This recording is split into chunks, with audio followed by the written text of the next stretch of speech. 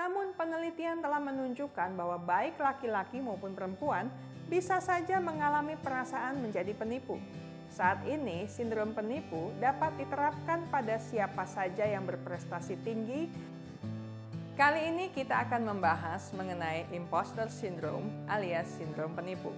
Kumpulan gejala yang membuat mereka yang mengalaminya yakin bahwa mereka berhasil karena keberuntungan, bukan karena kecerdasan atau bakat mereka. Seperti biasa, saya akan membagi topik ini ke dalam beberapa video. Di video pertama, saya akan menyampaikan mengenai pengertian dan tipe-tipe individu dengan imposter syndrome. Di video kedua, saya akan membahas mengenai ciri-ciri mereka yang mengalami imposter syndrome, frase yang biasa diucapkan oleh orang-orang dengan imposter syndrome, penyebab dan dampak imposter syndrome. Sedangkan di video ketiga, saya akan membahas mengenai cara-cara menanggulangi imposter syndrome. Kita akan mulai dengan bagian pertama. Apa itu imposter syndrome?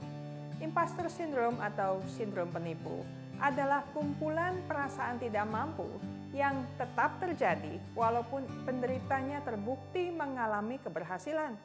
Dengan demikian, dia mengalami perasaan seperti penipu menjadi seperti orang yang palsu. Dia yakin bahwa dia tidak sekompeten, secerdas, sekreatif, atau seberbakat anggapan orang lain. Kalaupun dia berhasil, menurut dia itu karena keberuntungan, bukan karena bakat atau kualifikasinya.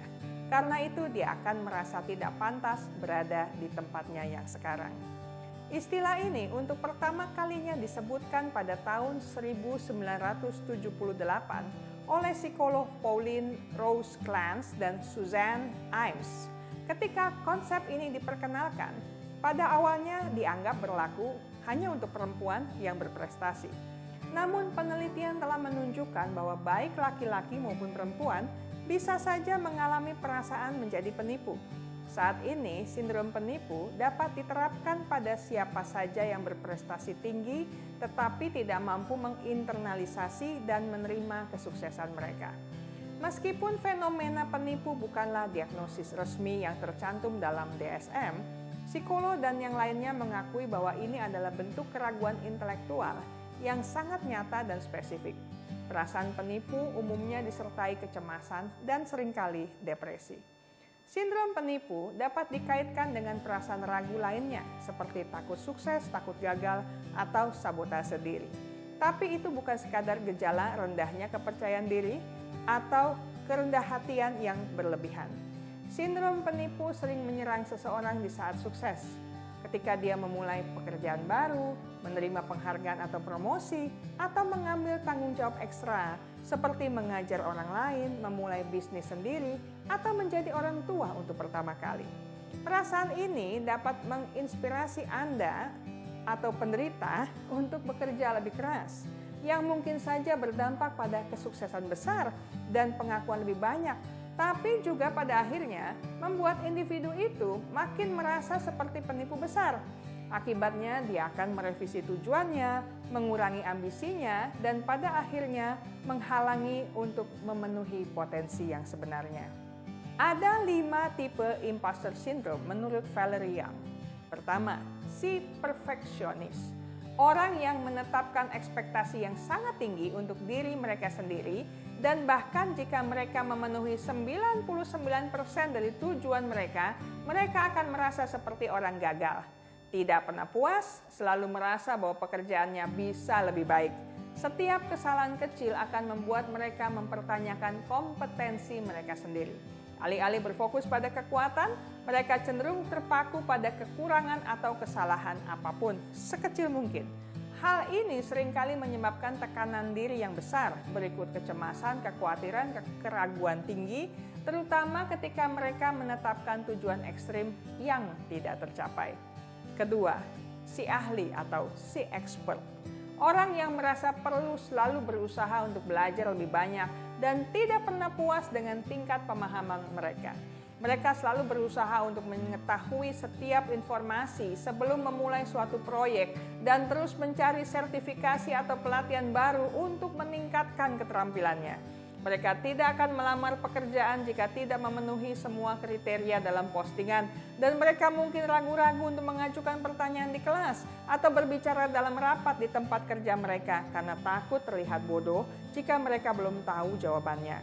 Meskipun mereka seringkali sangat terampil, mereka meremehkan keahlian mereka sendiri.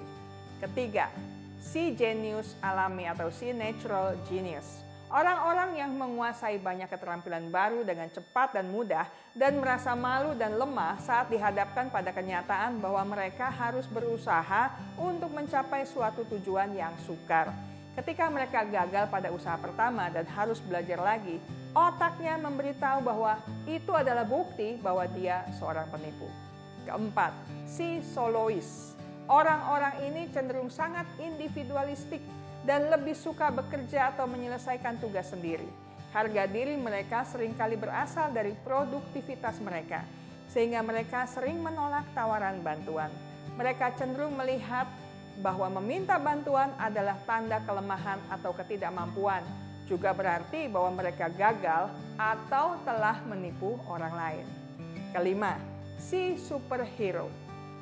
Orang-orang yang mendorong diri sendiri untuk bekerja lebih keras daripada orang di sekitarnya untuk membuktikan bahwa mereka bukan penipu. Mereka seringkali unggul karena upaya ekstrim seperti dalam gila kerja. Hal ini dapat menyebabkan kelelahan tentunya yang dapat mempengaruhi kesehatan fisik serta kesehatan mental dan hubungan mereka dengan orang lainnya. Mereka merasakan kebutuhan untuk berhasil dalam semua aspek kehidupan, baik di tempat kerja, menjadi orang tua, menjadi mitra, dan mungkin merasa stres ketika mereka tidak mencapai sesuatu. Saya selesai sampai di sini untuk video pertama.